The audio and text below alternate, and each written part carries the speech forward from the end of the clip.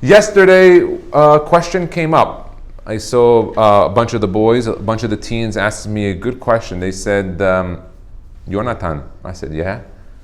I said, they said, are we allowed to play games and cards on Shabbat or Yom Tov? So that's a great question. I said, to be honest, when I was young, I was taught that on Friday nights, what do you do with the family? You're supposed to play games. Now, we don't always do that, but the idea was that on Friday night, I was taught? You spend time with your kids. What? I mean, whatever the kids want to do, you see, whatever the kids want to do, you spend time with them. It's Friday night. That's what we do. We spend time. Now, that's what I was taught. But as I got older and I became a little bit more educated and I learned a little bit more, I realized, hold on a minute, I think that games might be a problem on Shabbat, Yom Tov. Now, we're going to discuss games and then we're going to discuss cards. Like poker, blackjack. There's two different categories right now we're going to go into. We're going to discuss it. I think it's important. And let's talk about it outwardly because there's a lot of halachic ramifications with this for adults and for kids. And then we're going to get into what should you do on Yom Tov and Shabbat. Yeah. Can we also cover sheshbesh, backgammon, just to make sure it's there? Yes, I'm going to give you the sheshbesh and the backgammon. Look, guys, shachma or damka, whatever you want to call it. But look, I'm going to tell you guys. I'm going to present for you a lot of opinions here. They're going to not all agree with each other. Some will agree with each other. Some you're not going to like what I'm going to tell you. Can we put the halacha on the end? I'm going to give you the opinions. I get all these opinions and then I'm going, okay, so what are you Okay. To choose which one you're going. Okay, it's very good. Yossi, you know when we started the Surfside Kollel Boker, I told you and I was very upfront with you. We're here to deliver the goods. Okay, I'm the delivery individual. You can take what I'm going to provide and you can go to the local rabbi, the local posek and say, listen, Yossi, the idea here is to inform and to teach you that there's all the opinions, and then you can go to the rabbi and you can tell him, hey, listen, I have all these opinions. Which one can I follow? Can I follow this or that? And then you choose. If you're asking me to be posek halacha for you, I will not do that today or tomorrow. Okay, let's begin with Hakam Mansour. Playing games on Shabbat, found at the Daily Halacha on iTorah.com. Okay, is it permissible to play games on Shabbat? It says here Shabbat, doesn't say Yom Tov. We're going to start with Shabbat, we're going to go to Yom Tov. The Gemara in Masechet Erubim 103 records a prohibition against playing on Shabbat with nuts and apples. Why? Which people in those days would play for games like marbles. They used to play with food, I guess. I don't know, they tell you don't play with food. The Gemara says they played with food. All right. Initially, the Gemara suggests that it is forbidden. Why is it forbidden? Because the noise produced when the nuts strike each other. That was the problem. Ultimately, however, the Gemara concludes that playing these games is forbidden because of the concern that nuts or apples might smooth the earth on the ground as they roll. So if it's smoothing, such as filling holes in the ground with earth, which constitutes a Shabbat violation, one of the Lametet Melachot. The Shulchan Aruch in 338-5 codifies this isur prohibition and mentions that the reason the nuts and apples might smooth the earth. So the Shulchan Aruch took the Gemara's opinion of smoothing the earth. Now, that's the Gemara's opinion on it, but and Halacha carries it with nuts and apples. But here, the concern is what? Smoothing the earth. Nothing to do with the game. Nothing to do with the game. So this prohibition, does it apply to games played on unpaved ground or whatever? Or how about a game played on the table, board games on the table, or tiled floors or pavement? Like, does this carries up? So nevertheless, the Kafa Hayim Palachi, he was a rabbi of Izmir, Turkey in the 19th century. I think he wrote like 100 books. He had 5 boys. He lived in Izmir, Turkey. Izmir used to be called Smyrna when it was part of the Greek. So, by the way, it's an unbelievable city. I intend on traveling to go visit some Kivrei Sadikim there. Beautiful. In this chapter, he writes that it is improper for adults to play any sorts of games on Shabbat. The Kaf Haim Palachi tells you, he tells you any games. Okay, we're not speaking here of gambling, which is forbidden even during the week. By the way, gambling with another Jew is a problem all the time. Nothing to do with Shabbat. Shabbat is to be used for loftier purposes such as prayer, Torah study, and therefore spending one time in Shabbat and playing games is inappropriate. Children may be allowed to play games on Shabbat, but adults should refrain from doing so. It should be noted that the Chida, Rabbi Chaim Yosef David Azulai, who lived in the 1700s, observed that certain rabbis would play chess on Shabbat. It's brought down that rabbis play chess on Shabbat. Chida talks about it, and he speculated, the Chida, that perhaps these people suffered some kind of depression. And they needed and they felt they need to engage in some form of entertainment to overcome their melancholy. But generally speaking, one should refrain from playing games on Shabbat. So that was it. Now, Hacham David Yosef, over the summer, in the summer of 5783 in Deal, New Jersey, I was fortunate to be able to bring him to a lot of the shuls in Deal. And on Shabbat, he spoke in Larchwood Avenue, Bet Rachel in Deal, and he discussed playing backgammon, shesh besh on Shabbat. And he came out with the halakha d'maaseh that it is asur to play backgammon on Shabbat. He said because if you're going to start playing backgammon, what's going to be? Then your son's going to see you playing backgammon, your son's going to play backgammon, and suddenly no one's going to sit and learn. Now, what you should do on Shabbat is find things that are interesting to you and buy those books and Sfarim and read and learn on Shabbat. Meaning, if you find but the kids don't want to sit with you and learn whole Shabbat. They want to play. So let them play amongst themselves. So why you can learn and then play with them? If your kids doesn't want to play with you, is a problem. Yeah, listen.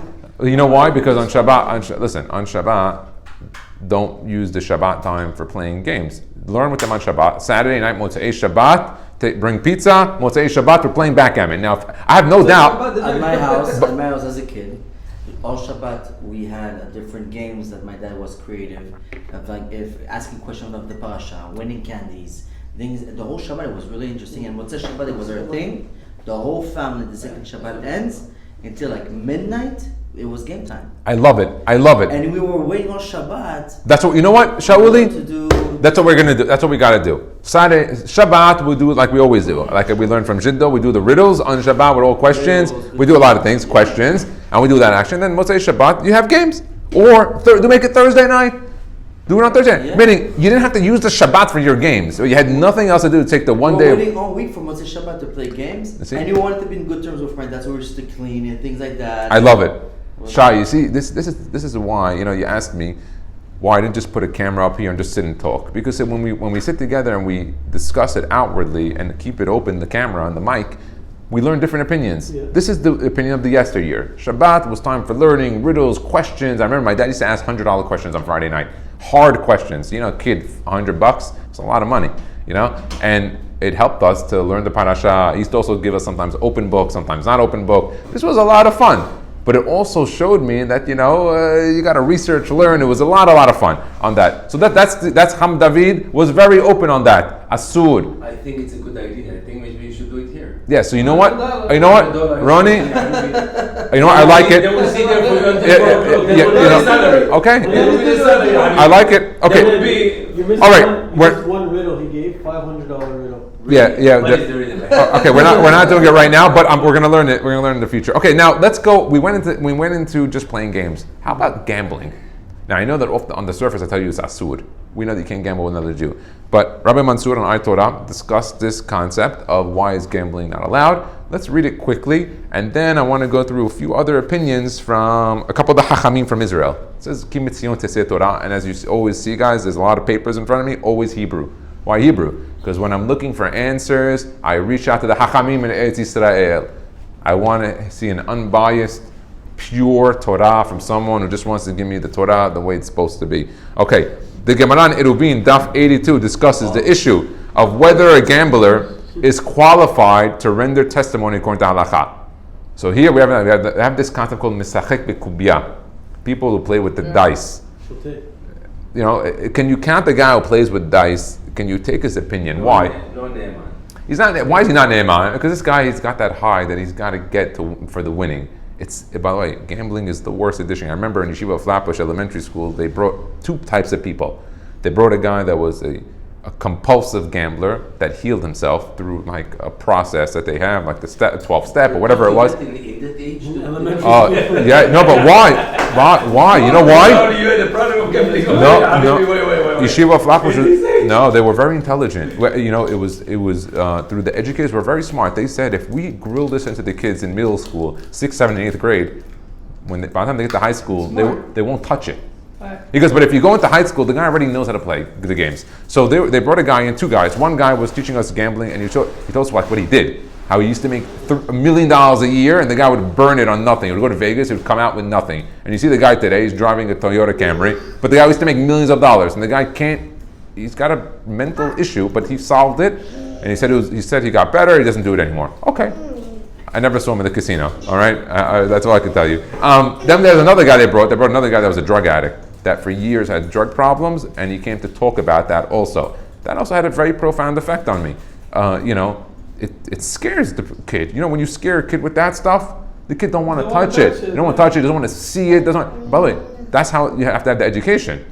The last thing we want to do is invite teenage boys to come together playing cards to encourage them to play and get them better at poker or blackjack. That's That's what they do today on YouTube. That's what not on they do. YouTube. Sometimes they do it part of schools, even shuls. Sometimes they make groups and they do poker night with the kids. This is not Kodesh You were Kodashim. privileged. You learned this through school. We learned this exactly the same thing, but in the street.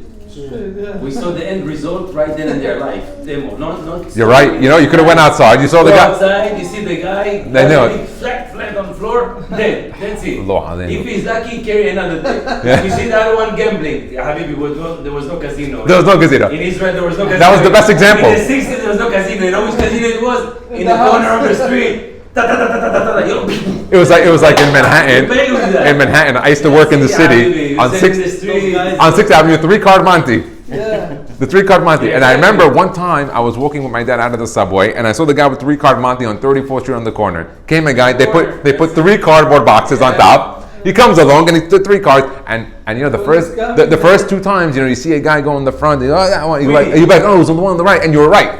Now, usually my father, he's told me one time looking at this, he's like, look, put your hand in your pockets. I said, what do you mean? He goes, usually they get the attention of the guy looking at the cards, and then they have someone who pickpockets the people from around. The other sketch was, he's like, the guy who's gambling is in it with him, and so he would bet on the ones that he knew was wrong, and there was a whole sketch to go in. Now, in the beginning, I didn't know that. I used to watch this, I was so impressed. I never gambled on it, but I was like so impressed. So now my father, Baruch Hashem, he's like, look, he told me, he's like, look, I want to give you the hints because I know you're still a young boy. He's like, first, put your hand in your pockets, make sure that no one. Now, right away, I'm paying attention to the corners. Then he said, next thing, he's like, you never gamble on this. He goes, it's a big sketch. He goes, this guy's that, he moves the card. They're all partners in it. Now, why is this important? That's education. That education at a young age told me, don't waste your money or $20 on this guy, even though you think you're going to win. Or don't do. It got you there. And by the way, when the police used to come, what this guy used to do? No, but wait, what he used to do? They used to throw the card, but the guy would run away, take his money, he ran. That's his gun. What does he need? 2 cardboard boxes, he picks it up from the next block. 3 cards, he gets any 3 cards he wants. The guys on Canal Street with the thing. Yeah. One shot and they're out. One shot, they're out. Oh, by the way, that's when they sell the CDs. Yeah. They're in the CDs on the streets. He would have it with a sheet with 4 strings. So if the cops came, he would just pick up the string, boom, and he was on the run. It was the funniest thing. That was back in the day when there were still CDs, DVDs, Aleihim HaShalom. Today there's no more cassettes, no more CDs. But they're doing different things. Now today there's the No, today they fake watches, not CDs. Chanel, Okay, Rolex. so we're discussing here if the guy is a gambler, can you trust this guy even for anything for that matter? By the way, would you trust a gambler in your business? No. So, do I say this is that then why would you think that the Beit Din is also not going to trust this guy either? Okay, so let's take a look. Halakha disqualifies thieves as serving as witnesses, and so you see there's another issue. The guy's a ganav, or I should say gazlan, not a ganav, maybe.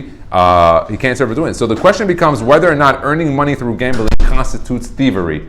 Let's say somebody's let's say somebody's a professional poker player. Now it's interesting to note.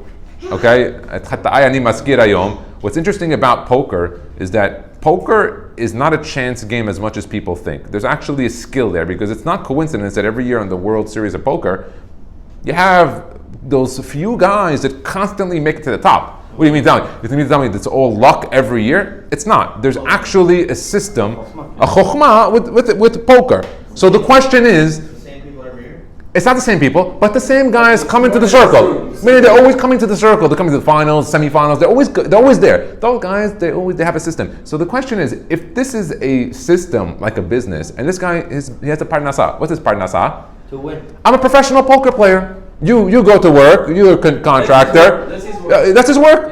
Yeah. This guy has a cafe. This guy is in digital marketing. Okay, everyone has his parnasa. This guy parnasa, he's like, I learned how to play. He goes, I'll show you. I can play year over year and I make money. It's my business.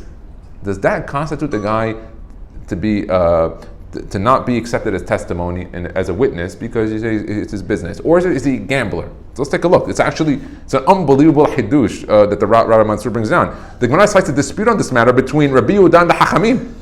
Rabbi Yehuda is of the opinion of asmachta kanya, meaning since both parties gambled with the understanding that they might lose money and they accept the terms of the game, the winner legally acquires the money from the loser. So when there's two people playing, Rabbi Yehuda is saying asmachta kanya, meaning when the guy went in with the knowledge he might win, he might lose. So when he loses, he's okay with it. When he wins, the other side's okay with it. Gambling would thus not involve theft, according to his opinion, and gamblers would be qualified to testify. The Chachamim, by contrast, hold that asmachta lo kanya, no good. Earning money in this fashion, where the wagers are placed in the hope of winning and the loser surrenders his money half-heartedly, does not constitute a legal acquisition. Therefore, earning money through gambling is considered theft and disqualifies the gambler from testimony. Now, this is with two people. We'll assume this is two people, let's say Jews. What if it's a casino? What if the casino is owned by the Native Americans? Okay, he's not Jewish, the guy. Okay, you know for sure he's not Jewish. How would that work? Tosafot from Provence follows Rabbi Yehuda's opinion, interestingly enough, that gambling does not constitute theft. So if you're from the opinion of Tosafot, you have that. Nevertheless, Tosafot would agree that full-time gambling as one's primary occupation is forbidden. So with Tosafot said gambling is not theft. But if you're going to if that's your business, that's a problem. That's forbidden. The Rambam, on the other hand, Rabbi Moshe ben Maimon, You're not allowed to do it, even if it's your profession. the Rambam, on the other hand, appears to hold a different view. Although he seems to accept Rabbi Yehuda's opinion, asmachta kanya, he views gambling as theft midrabanan. Rambam. He says he agrees with Rabbi Yehuda asmachta kanya, but it's theft midrabanan. Why? Because it's by force of rabbinic enactment. While Torah law would consider earning the money through gambling a legal means of acquisition, you legally got the money through the gambling, the rabbis legislated that it should be treated as theft. The Chachamim instituted that. According to Rambam, then gambling as prescribed by force of rabbinic enactment. So according to Rambam, it's an issue de Rabbanan. In truth, even Tosafot's position would not necessarily sanction gambling, meaning according to this, Tosafot, if you really looked inside, would not permit a person to gamble. The Rivash, Rabbi Yitzchak ben Sheshet, in Spain, in 1326 to 1407, writes in one of his shoot, the response that even if gambling is not strictly forbidden, is nevertheless davar mechuad, meaning it's just an ugly thing to do. Okay, he therefore rules that if a person uttered a vow to abstain from gambling, he took a neder or shibu'ah, the Beit Din should not annul the vow for him. Let's say a guy, he had a ruach spirit in him that he wants to make a neder. I'm not gambling anymore. Or makes a shibu'ah. I don't want to gamble, and he realized after a while, you know what? There's an opinion that maybe I could play, I can gamble. So he goes to the Beit Din and says the Beit Din, he wants to do hatara. Now, interesting thing about hatarat nedarim that we do is only for nidarim that you forgot. If you actually remembered something that you were doing 3-4 times, that hatarat does not count. So what could you do? Chamusafi brings down, you whisper in one of the ears of the three, whichever one that you want to choose, that you think is the most secretive and will not tell anyone, what it is that you want to do. So many times I do hatarat nedarim, I go to one of the rabbis, I'm like, by the way, I don't want to do this anymore, I just gone this mitzvah, I want to change it, it's that, and I whisper in his ear, I'm like, have them all in mind. Besides everything I forgot, I want to dismiss all that too. And then you would be covered. Otherwise, things that you remember never get covered with hatarat nedarim. You have to actually bring 3 people and do it, or you can go to yachid mumche, like a chief rabbi.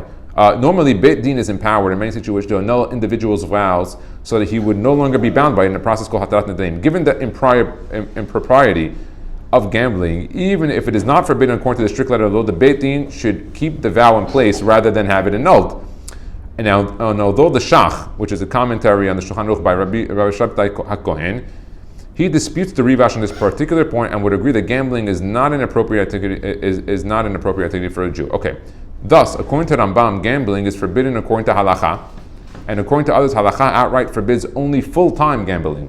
Okay, but nevertheless frowns upon even occasional gambling. It should be noted, in conclusion, that a Jew is to spend his free time involved in meaningful activities such as Torah study, mitzvah performance, and acts of kindness, and should not be wasteful activities such as gambling. So he had a couple of issues. Can you trust him for an edut, and different other opinions? So the maskana, gambling would be a problem. Now, a person doesn't become a gambler overnight.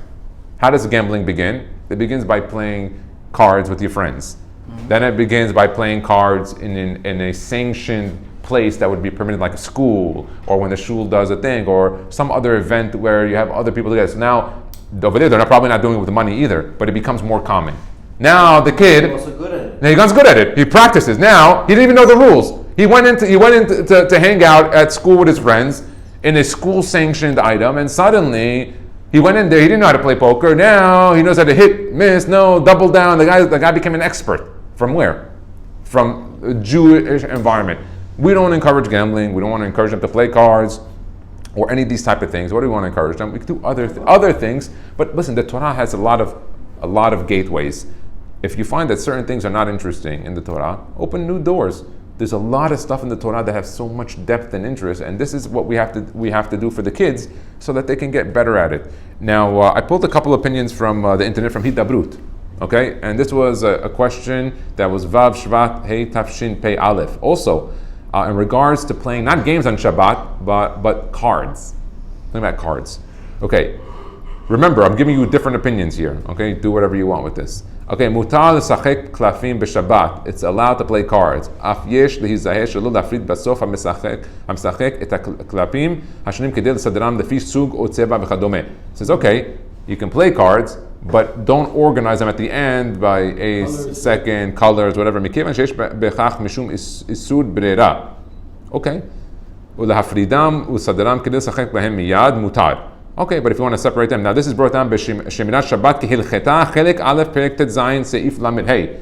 Shemirat Shabbat Kehilcheta is a fantastic book, so I definitely recommend people to look into it. This was said over by Hillel Ma'aris. Okay, now he continues. Omnam Kol Zeh Hu Davka Legabe Yiladim Shelemata Megil Bar Mitzvah O Bat Mitzvah Bilvad. Under Bar Mitzvah children, Bat Mitzvah, they want to play cards between themselves, obviously not boys and girls together. I would never encourage that. But after that time,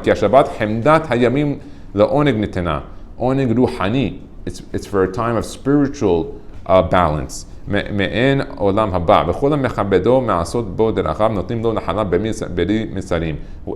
honors the Shabbat with that spiritual enlightenment, they're going to give him a nahala with no limits. It's unbelievable. You know, people want sigulot. Honor the Shabbat with spiritual items. You get a nahala bli mitzarim. You know, it's like a real estate that has no borders. Hashem says, I'm going to give you a land or whatever it is in spiritual or physical blessing. Unlimited zone. It's unlimited. Now, you think on the surface, like, how? We don't know. But to God, there is a balance. Now, this Hidabrut had a follow-up question also on cards. So what do we say with Hidabrut from Shabbat? Shemina Shabbat Kehilcheta, that children would be allowed, but you can't organize them by colors and numbers. But once you're over bar mitzvah, bat mitzvah, don't do this because we don't want to do this. Now we're going to go to Lefi Da'at Hacham Ovadia Yosef Zatzal. Always, when we're learning halacha, we go to the master. We go to Chacham Ovadia. Why? He was the eyes and ears of the generation. He knew the Ashkenazim opinions, Hasidic, the Temani opinions. He knew the Sfaradi opinions. He knew opinions that were around, opinions that weren't around. He allowed us a opportunity to be able to see halakha in a new light. Okay. Ki omnam besifro Hazon Ovadia Shabbat Hedek Gimel Amud Kuf Aleph Katav שלפי הספרדים שקיבלו עליהם הוראות מרן השולחן ערוך יש לאסור לשחק בכדור בשבת. You're not allowed to play with a ball on Shabbat. זולת לידים קטעים שלא הגיעו לחינוך, except for young children. עיין שם. זאת אומר שמגיל 6 אין לשחק בכדור בשבת. So he says children is from 6. Okay? And then they're no longer children under 6. אולם שם באותו עמוד עצמו התיר לילדים לשחק באבני פלא. Lego. He said you let them play with Lego. Ad gil mitzvot, until 13. Okay, so when it came to building, I guess Chacham Ovadia said if you want to build stuff, build. Okay. וכן הוא עוד בשו"ת יחווה דעת חלק ב' סימן נ"ה ולכאורה על כורכך שמחלק בין כדור לשאר משחקים. Okay. He says that when it came to bowls and other games, he separated. Why? Because the Gemara, I think it was in Shabbat, was meforash that bowls was a problem. He said there was one time a town that they used to play ball on Shabbat and the town got destroyed. I don't know. It was that, you remember that Gemara in Shabbat? I remember when the rabbis told me that when I was a kid. I was like, what? He's like, yeah, they played ball on Shabbat. I'm like, what do you mean? They prayed? They prayed. He said they went to shul? Yeah, they went to shul. And they kept Shabbat? Yeah, they kept Shabbat. They played ball. I was like, okay. I was like, that was the Gemara. What is it? What's the halakha for? Let's say, like let's say, if I want to play with my son, or he wants to play ball, and It seems from here that he's telling you kids can aliyah. He didn't say I father. can't play with him. That's what it seems. That's what it seems. אוקיי. אולם, שם באותו עמוד עצמו הטיל הילדים לשחק באבני פלא, לגו עד גיל מצוות, וכן הוא עוד בשו"ת יחווה דעת חלק ב' סימן נ"ה. ולכאורה, על כל כך שמחלק בין כדור לשאר מחלקים, הגמרא says, ייתכן שחילוק הזה הוא דרך שכתב האור לציון חלק ב' פרק כ"ו סעיף ח' אין שם, וגם משום מיסוד כותב אין לחוש במשחק רמי. What's משחק רמי? רמי. Okay, רמי קיוב. Okay. מאחר שכל אות נמצאת בפני עצמה ואינה מחוברת אחת לשנייה. So so seemingly that would also be not a problem, like Scrabble. Constructively and in order thinking, no. What do you mean? Everything that, like, צורה, בשם, באותיות, בחיבור, בחיבורים, בכל הדברים האלה, לא. Yeah, but we already said he dismissed all board games. So why would Scrabble or Rummy, like, what does it make a difference? He said them all over no good. So it seems from here. Rummy, you put it by color or by number. But like Scrabble, it would be like Scrabble. You have to pick. Okay, so that was Hidabrut. Yeah. That's Rabbi Zamir Cohen. He signs off on all of those. And Cham David Yosef is very always encourages me. Cham Zamir says, "Good, bring him, encourage him to come," because he was brought here to Surfside twice already, and we think we might bring him a third time. So Baruch Hashem, whenever I have questions, I go back to Israel. I send the questions and I call. I didn't bring him in this last time, but I intend to bring him next. We're bringing in Rav Yitzhak Levi. Chief Rabbi of Nishir will be coming B'ezrat Hashem in a couple of weeks. He reached out. He messaged me. He's Kemayan Amid Gabir. No, David, how much fun did we took that rabbi to 16 places. Rabbi Yitzhak Levi. He's the opener for Chaim Yitzhak Yosef. Whenever Chaim Yitzhak Yosef was the chief rabbi, he has an opener. That's right, Rabbi Yitzhak Levi. Tamid Hacham Muvahak. I took him to 16 places with David Melamed. Is Ed Echad Ne'eman, right? We don't need two Edim here. And I didn't tell the rabbi what we're talking about in any of the places. I literally went to him 60 seconds before and told them they're learning Siman this in Shulchan Aruch. They're learning Hilchot Nida. They're studying Hilchot Mikveh. Oh, they want a shiur on the parasha. 16 for 16, he spoke for 1 hour. Kema'ayan Mitgaber, he changed my life. When I saw that, I realized that I'm not learning enough. I realized I don't know enough. I realized that I'm way behind. And it was. He never repeated anything in any of the speeches twice, not even stories. Wow. And I learned, Rabbi Yitzhak Levi, you know what? In his life? From Israel? Here, in the speech, He came here, he spoke in a lot of different places. Every place he spoke is something different. He never repeated what he said. he never repeated, and I learned from there that I gotta work harder, gotta learn harder. Yeah, it was a fantastic experience. He took a video when he spoke here in this part. Huh? We're still recording. Yeah, of course. What do you mean? No, I don't know. Listen, Ronnie, I told you we're unfiltered here. We talk the items. We're not trying to limit. No, you know why? I'll tell you why I find this interesting. You know, Cham Musafi, when he does these videos, and I learned a lot from his videos and from his classes, and now his Sfarim that Cham Obadiah Yosef Toledano is sending us now. Gorgeous books that he's putting together. He's doing a fantastic job in Israel. And what I learned from it is that I learned more from the people that asked questions in the middle of the shiur than I actually did from the shiur sometimes. Sometimes the shiur was great, and when I had this question, some guy yelled it out. And I realized that you learn a lot from those questions, and you know what? 40 years from now, 50 years from now, when they're going to replay this stuff over, they're going to say, oh wow, look at that question, I had the same question, or whatever. 50 years from now, they will start the CD, there will not be YouTube. Yeah, there'll be something else, right? You're right, who knows. Okay. It doesn't matter. Talmud Torah kening kulam. Okay. Here is the question. This is from kippah.co.il, Yeshivat HaHesder in Ma'alot. Okay, this is an interesting one. Shalom Rav, רציתי לדעת האם מותר לשחק poker בשבת. This is a nice one. Can I play poker? For all those who don't know what poker is, each one of the players gets 5 cards, and there's different things they have to go together. If they get the cards in a certain order, a certain way, and they can fool the other guy. No, we're not learning that here. I'm not going to teach that here, but I'm just giving you that. So he's asking, is it allowed to play on Shabbat? Is it mukseh? Ani tzarich halacha le'eshkenazim. Okay, guys, I know that we're all Sfaradim here, but we learn all opinions. We're not biased. If our brothers Ashkenazim have a thing, we learn it too. Why not? Okay, Teshuvah. Shalom. Sadik lechalek et teshuvah l'shlosha chalakim. I like your question, but let me divide up now your answer in three. Ha'im mutar l'sachek bichlal b'Shabbat? Can you play at all with Shabbat? Ha'im haklapim hem mukseh? Second question. Third one. Ha'im mutar l'sachek misachek sheyesh bo revach o hefsed? Gam im ze lo mamashi? Meaning you're playing with chips, but no actual money is tied into the chips. Okay. All right, you guys are ready for this one? B'Yerushalmi, b'Perek, Batra, D'Ta'aniyot. Okay? Tur Shimon Lama Harav. Yesh omrim pnei haznut, v'yesh omrim shayu mesachakim bekadur. This was the same story. Beit Yosef Or HaChaim Siman Shach Shin Het. What does he tell you? He tells you there was a place that they had a lot of znut, and they used to also play ball on Shabbat. And he said the city got destroyed. And he assumes it could have been maybe from the ball. So don't play with the ball on Shabbat. והשאלה היא, האם יש משהו מיוחד בכדור, או שעצם המשחק וקלות הראש משבת היא הסיבה לחורבן טור שמעון. So the question is on that city, Tur Shimon, did they get destroyed because they were playing a game, or was it specific to a ball? Is the problem a ball on Shabbat or the actual game? The game. למחלוקת הפוסקים בתשובה שלה זו, יש נפקא מימה הלכתית ברורה. אם הבעיה היא רק בכדור, יוצא שאר המשחקים מותרים.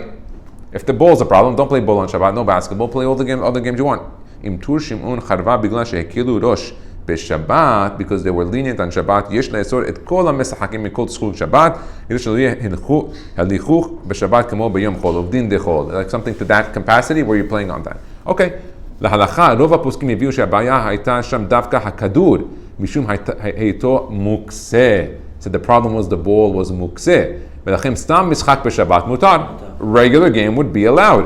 ויש שהוסיפו שלמרות שהמשחק מותר ראוי לכל איש ישראל להתעסק בדברים שממרים את רוחו בשבת, ואם משחק הוא סתמי ולא תורם לעבודת השבת, עדיף להימנע. Interesting. Okay.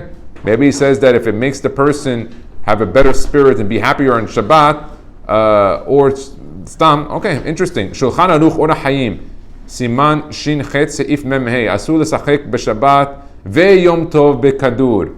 Interesting. When the Shulchan Aruch wrote, he wrote also Yom Tov.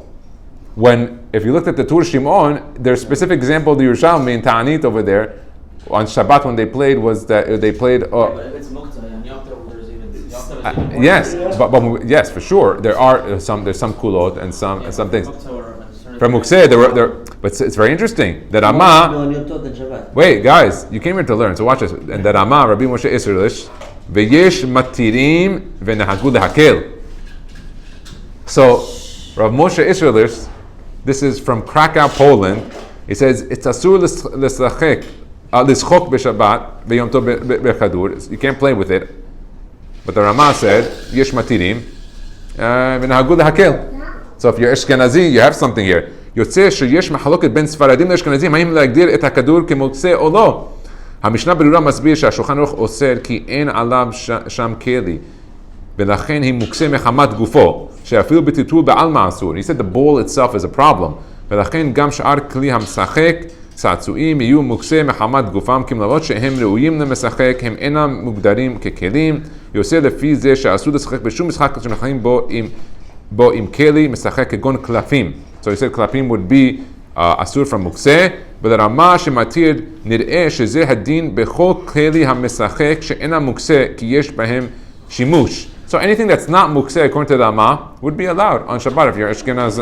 וכיוון שעשויים לכך ומיוחדים לזה בתמידות, לא שייך בזה מוקצה, כמובן שמדובר שאין במשחק חשש של חילול שבת באופן אחר, כגון השוואת גומות. אוקיי.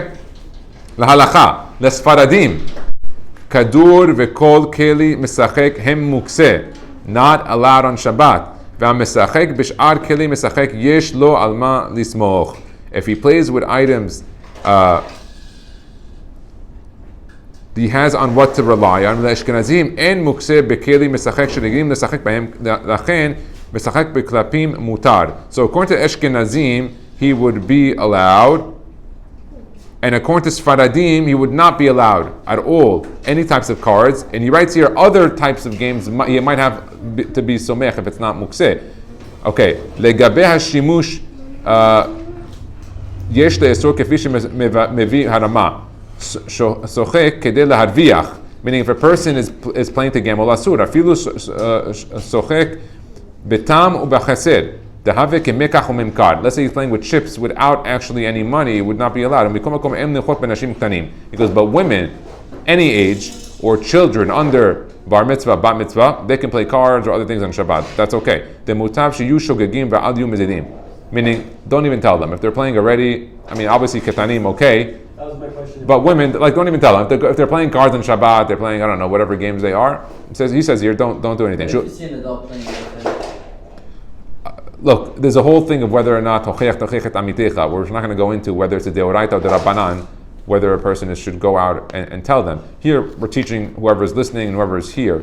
We'll go into that, whether or not you should go around correcting others, and in which cases you should. If it's your family, your kids, yes. It's your family. my family. Your family, yeah. Your wife and your mother-in-law and your sister. No, you never correct your mother-in-law. Unless you want to sleep on the couch for the next 2 weeks, you don't correct your mother-in-law. Your mother-in-law is Kodesh Kodashim.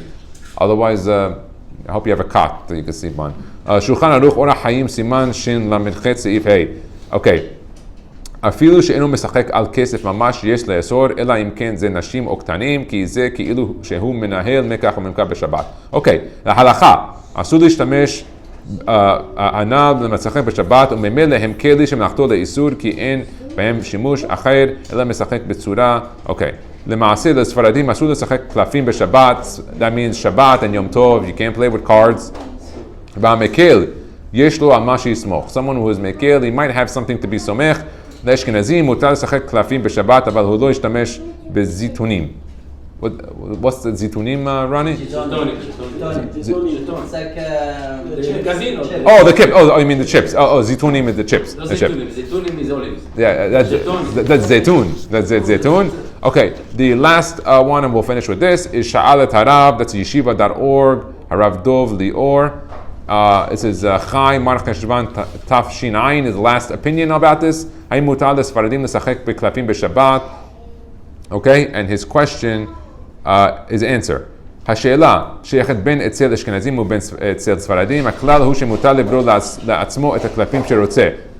אוקיי, ולכן יש להקפיד בכל המשחקים רק לקחת את הקלפים שעזבים ללא את שהם אינם רצויים.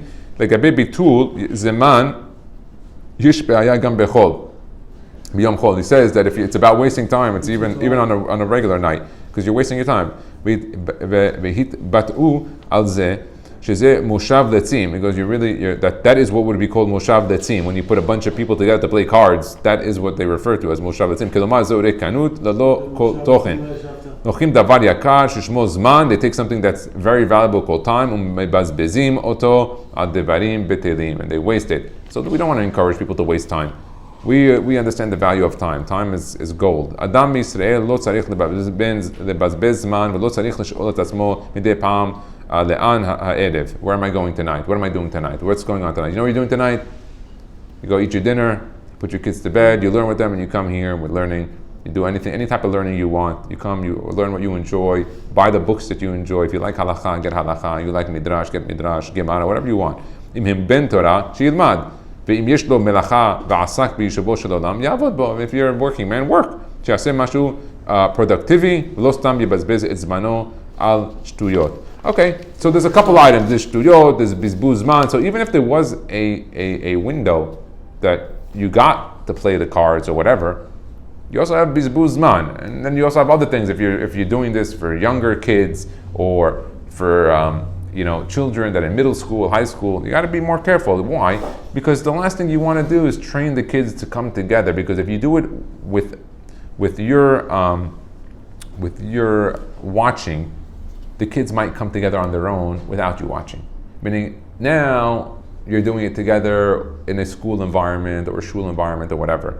But later on, the boys might just get used to it and be like, hey, you got have any cards at home? I remember, let's play a little, let's play a game or two. And that leads them to that, and we want to avoid that. We want to get the boys in the right It's thing. positive reinforcement. My father lets me do this, so he's not going to be it's not trouble. That's I exactly, do that by myself. exactly. But I think the key is education.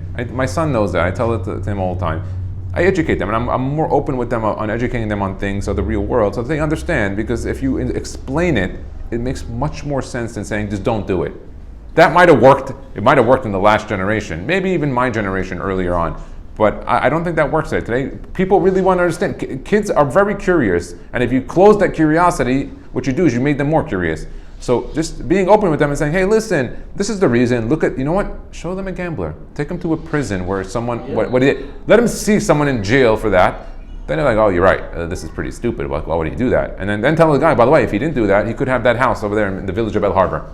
You see that $4 million house? He could have bought it with what he wasted in the casino in Las Vegas. Now the kid sees what an idiot that guy was. What a stupid mistake. And then he learns that's stupid. Gambling is stupid. He says it over his mind 10 times. It becomes mag'il. It becomes disgusting to him, and he walks away. I was reading a book, Zriel Binyan Lachinuch, amazing book on chinuch. It's saying that binary answers, when you give your son a yes/no, that only really works when you rule with an iron fist. So that's why we really say that it worked years ago. Yesteryear. Yeah. So when you have fear, a binary answer suffices. But when you give a kid access to Google instantaneous answers and all this, and you want to give him this, that's not going to suffice. You're only going to leave a little bit of curiosity, and that curiosity opens the door to rebellion. So that's why you really, like to your point, you really want to go out of your way to explain and everything, because that's the only way that's. Lior, I love it. Baruch Adonai le'olam, amen ve'amen.